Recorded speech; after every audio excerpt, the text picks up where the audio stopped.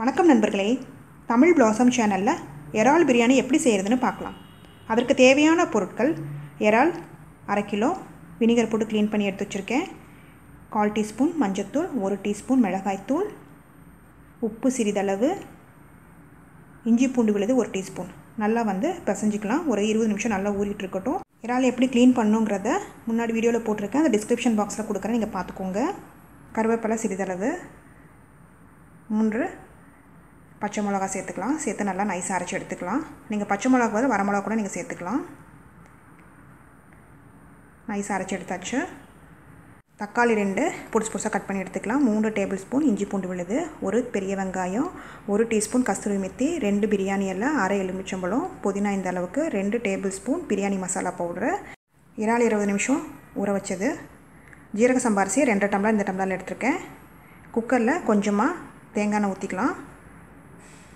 ஊற வச்ச இறாலை இதில் போட்டு நல்லா ஃப்ரை பண்ணிக்கலாம். 3 நிமிஷம் ஃப்ரை பண்ணால் போதும். கொஞ்சம் கொஞ்சமாக போட்டு ஃப்ரை பண்ணி எடுத்துக்கலாம். 2 பேட்சஸ் நான் போட்டு ஃப்ரை பண்ணி எடுத்துருக்கேன். ரொம்ப ஃப்ரை பண்ணாதீங்க, ரப்பராட் ஆகிடும் இறால். இந்த அளவுக்கு இருந்தால் போதும். இப்போ எடுத்துடலாம் எல்லாத்தையும். அதில் மறுபடியும் தேங்காய் எண்ணெயை ஊற்றிக்கலாம். பிரியாணி இலை, வெங்காயம் சேர்த்து நல்லா வதக்கிக்கலாம். உங்களுக்கு தேங்காய் எண்ணெய் பிடிக்காதுன்னா வேறு எந்த எண்ணெய் வேணுமோ அதை யூஸ் பண்ணிக்கோங்க.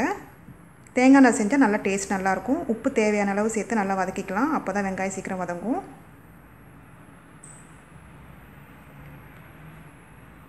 இஞ்சி பூண்டு விழுது சேர்த்து நல்லா வதக்கிக்கலாம். பச்சை வாசம் போகிற வரைக்கும் நல்லா வதக்கி எடுத்துக்கலாம்.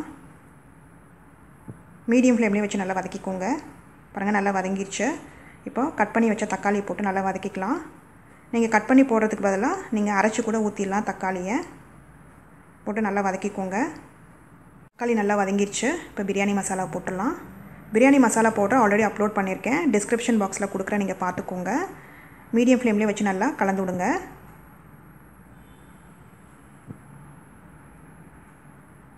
இப்போ அரைச்சி வச்ச பேஸ்ட்டை ஊற்றிக்கலாம். கருவேப்பிலையும் பச்சை மிளகாவும் சேர்த்து அரைச்சோம் பார்த்தீங்களா, அதை சேர்த்து நல்லா கலந்துக்கோங்க.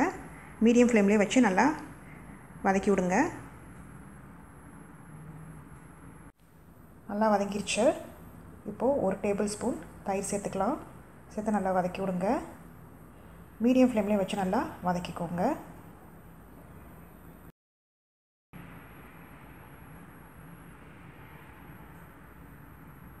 இப்போ புதினா போட்டுக்கலாம். சேர்த்து நல்லா கலந்து விட்டுக்கலாம். நான் 1 கப் புதினா எடுத்துருக்கிறேன். புதினா வாசம் வராது உங்களுக்கு, நிறையா இருக்கிற மாதிரி இருக்குது உங்களுக்கு, அந்த மாதிரி இருக்காது. இது நல்லா கலந்து விட்டுக்கோங்க. இப்போ 5 டம்ளர் தண்ணி ஊற்றிக்கலாம். 2.5 டம்ளர் அரிசிக்கு 5 டம்ளர் தண்ணி. அரிசி ஊற வைக்காதீங்க, உடனே கழுவிட்டு அப்படியே போட்டு பண்ணுங்கள். இல்லைன்னா பொடிஞ்ச மாதிரி ஆகிடும், உதிரியாக கிடைக்காத சாப்பாடு உங்களுக்கு. இது நல்லா கொதிக்கட்டும். இப்போ தேவையான அளவு உப்பு சேர்த்துக்கலாம். பிரியாணிக்கு இறால் ஊற வைக்கிறப்போ உப்பு போட்டோம், அதனால் பார்த்து உப்பு போட்டுக்கோங்க. இப்போ நல்லா கொதிச்சிருச்சு தண்ணி. இப்போது அரிசியை போட்டுடலாம். நல்லா கலந்து விட்டுக்கலாம். வறுத்து வச்ச இறாலை சேர்த்துக்கலாம். நம்ம கடைசியில் தான் சேர்க்கணும். இது நல்லா கலந்து விட்டுக்கலாம். முன்னாடியே நம்ம சேர்த்தோம் அப்படின்னா ரப்பராட் ஆகிடும். இப்படி இருக்கிறப்ப நல்லா சாஃப்டாக இருக்கும் இறால் பிரியாணி. இப்போ கஸ்தூரி மெத்தியில் சேர்த்துக்கலாம். மிளகுத்தூள் 1/2 டீஸ்பூனை சேர்த்து நல்லா கலந்து விட்டுக்கலாம்.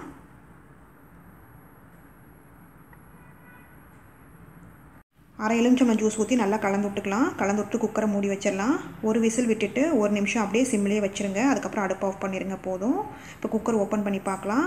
பாருங்கள் எந்த அளவுக்கு சாஃப்டாக வெந்திருக்கு, உதிரியாக கிடச்சிருக்கு பிரியாணி.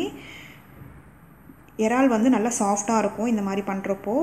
சைட்லேருந்து எடுங்க, அப்போ தான் உடையாமல் கிடைக்கும். அரிசியும் பாருங்கள் குலையாமல் வந்திருக்கு, அதனால் அரிசி ஊற வைக்காமல் பண்ணுங்கள். சுவையான இறால் பிரியாணி ரெடி ஆயிடுச்சு. இந்த ரெசிபியை செஞ்சு பார்த்துட்டு உங்களோட கமெண்ட்ஸ் என்னன்னு சொல்லுங்கள். பிடிச்சிருந்தால் லைக் பண்ணுங்கள், ஷேர் பண்ணுங்கள், சப்ஸ்கிரைப் பண்ணுங்கள்.